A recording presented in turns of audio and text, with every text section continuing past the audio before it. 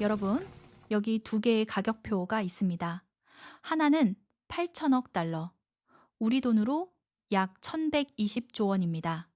다른 하나는 1조 5천억 달러, 약 2100조 원입니다. 이 두 숫자는 서로 다른 회사가 아닙니다.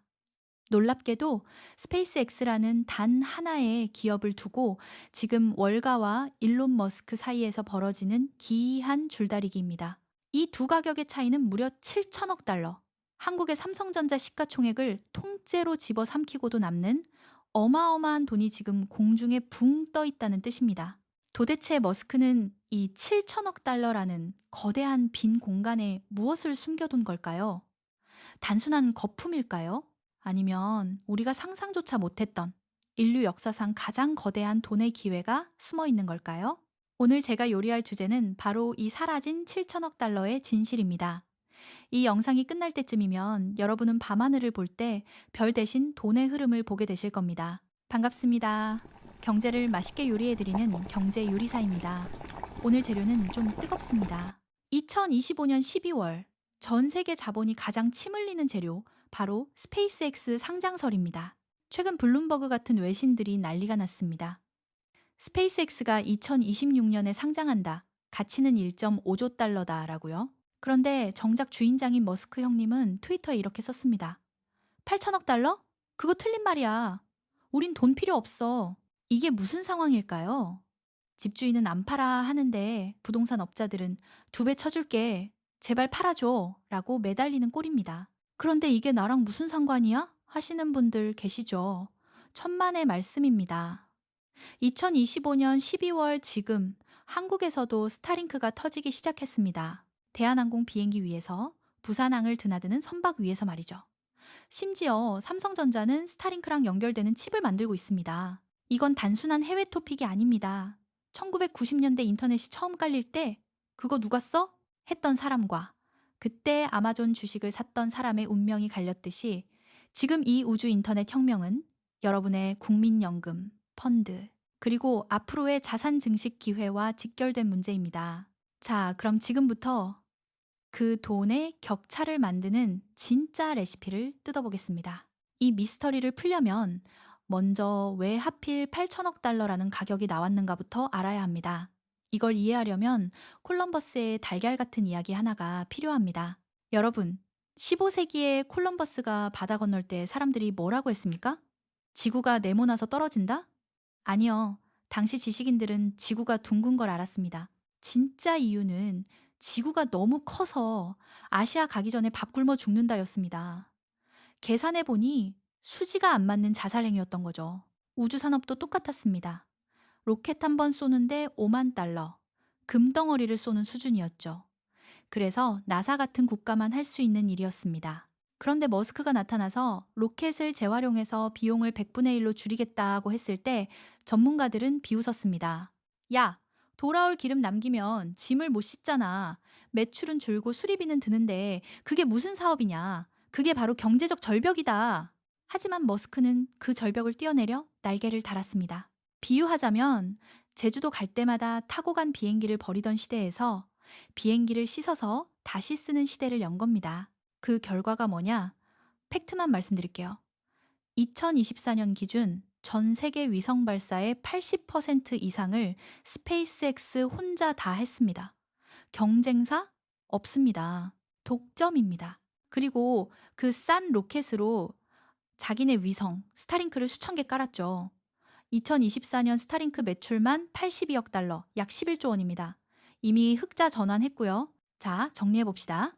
독점 택배 회사인 로켓 사업, 그리고 글로벌 통신사인 스타링크 사업. 이 두 개만 합쳐도 현재 가치가 8천억 달러라는 겁니다. 이것만 해도 테슬라 시총에 육박합니다. 이걸 우리끼리는 유틸리티 가치라고 부릅니다. 수도나 전기처럼 없으면 안 되는 필수제가 됐다는 거죠. 여기까진 이해가 쉽습니다. 눈에 보이는 실적이니까요. 그런데 말입니다. 시장은 왜 여기에 두 배를 더 얹어서 1.5조 달러를 부르는 걸까요? 단순히 인터넷 좀 더 팔아서? 아닙니다. 여기엔 머스크가 아직 대놓고 말하지 않은, 하지만 눈치 빠른 투자자들은 이미 냄새를 맡은 숨겨진 메커니즘이 있습니다. 자, 이제 불을 좀 세게 키우겠습니다. 집중하세요. 8천억 달러와 1.5조 달러 사이, 그 텅 빈 7천억 달러를 채우는 재료. 그것은 바로 우주 데이터 센터입니다. 갑자기 웬 데이터 센터? 하실 겁니다. 지금 지구 상황을 한번 보세요. AI다, 챗 GPT다 해서 난리가 났죠? 근데 이 AI 돌리는 데이터 센터가 전기를 얼마나 먹는지 아십니까? 머스크 형님 예측으로는 미국 AI 전력 수요가 2024년 4기가와트에서 나중엔 123기가와트까지 30배 폭증한다고 합니다. 지금 구글, 아마존, 엔비디아, 땅 위에 데이터 센터 지을 곳이 없어서 난리입니다. 전기도 부족하고 무엇보다 열을 식히느라 물을 쏟아붓고 있습니다. 지구는 너무 좁고 뜨겁고 비싸졌습니다. 그때 머스크가 하늘을 가리킨 겁니다. 야, 우주로 가자. 거긴 전기가 공짜야. 이게 무슨 SF 소설 같은 소리냐고요? 투자자의 관점에서 논리적으로 딱 세 단계로 설명해 드릴게요. 첫째, 24시간 터지는 공짜 전기입니다. 지구에선 밤 오고 비 오면 태양광 꽝이죠? 근데 우주의 특정 궤도에서는 24시간 내내 태양이 비칩니다. 발전 효율이 지상보다 8배나 좋습니다. 땅값 0원입니다. 둘째, 천연 냉장고입니다. 우주는 기본적으로 영하 270도입니다. 지구에선 서버 시키려고 에어컨 빵빵 틀지만 우주는 그럴 필요가 없습니다. 셋째, 이게 결정타입니다. 바로 스타쉽입니다. 예전엔 우주에 무거운 서버를 올리는 게 말이 안 됐습니다. 배송비가 비싸니까요. 하지만 스페이스X의 괴물 로켓 스타쉽이 완성되면 1kg당 발사 비용이 100달러 밑으로 떨어집니다. 이제 서버 컴퓨터를 통째로 들어서 우주에 올려도 지상에 건물 짓고 전기세 내는 것보다 싸지는 임계점이 온다는 겁니다. 이게 제 뇌피셜이냐고요? 증거를 대겠습니다. 구글은 이미 프로젝트 선캐쳐라는 걸 하고 있습니다. 우주에서 태양광으로 AI 칩 돌리는 실험이죠. 엔비디아, 스타클라우드 프로젝트로 H백 칩을 우주로 보내서 테스트하고 있습니다. 이제 감이 오시나요? 1.5조 달러라는 가격표는 스페이스X를 단순한 택배 회사로 보는 게 아닙니다. 지구상의 모든 AI 기업들이 입주해야 하는 우주판 강남 부동산이자 독점 전력 회사로 보는 겁니다. 이것이 바로 플랫폼 밸류에이션입니다. 아마존이 책 팔던 회사에서 아마존 클라우드인 AWS로 돈을 쓸어 담았듯 스페이스X는 우주 클라우드로 제2의 아마존이 되려 하는 겁니다. 이 그림이 그려져야 7천억 달러의 갭이 이해가 됩니다. 자, 그럼 우리 같은 개인 투자자는 어떻게 해야 할까요? 그리고 왜 하필 2026년일까요? 여기에 투자의 힌트가 있습니다. 첫째, 2026년은 화성 쇼케이스의 해입니다. 2026년 말은 지구와 화성이 가장 가까워지는 시기입니다. 이때 머스크는 스타쉽을 화성에 보낼 겁니다. 만약 전 세계 생중계로 그 거대한 로켓이 화성에 착륙하는 걸 보여준다면 그 순간 스페이스X의 가치는 이성을 넘어 광기와 꿈의 영역으로 폭발할 겁니다. 기업 공개인 IPO 하기에 이보다 완벽한 타이밍은 없죠. 둘째, 패키지 상장 전략입니다. 지금 스타링크가 돈을 잘 멉니다. 하지만 화성 갈 돈은 천문학적입니다. 그래서 머스크는 스타링크의 현금과 화성의 꿈을 묶어서 패키지로 상장할 가능성이 큽니다. 투자자들한테 이렇게 말하는 거죠. 너네 알짜배기 스타링크 갖고 싶지? 그럼 화성 가는 비용도 같이 분담해. 싫으면 말고. 셋째, 투자 리스크와 기회. 여기가 중요합니다. 지금 데스티니 테크백인 DXYG 같은 폐쇄형 펀드로 미리 들어가는 분들 계신데 조심하셔야 합니다. 실제 가치보다 두세 배 비싼 프리미엄이 붙어 있습니다. 100원짜리를 300원에 사는 꼴이 될 수 있습니다. 그럼 기회는 어디에 있느냐? 테슬라 주주분들 주목하세요. 머스크가 과거에 테슬라 장기 주주에게 스페이스X 투자 우선권 주겠다고 한 적이 있습니다. 이게 실현될지 지켜봐야 합니다.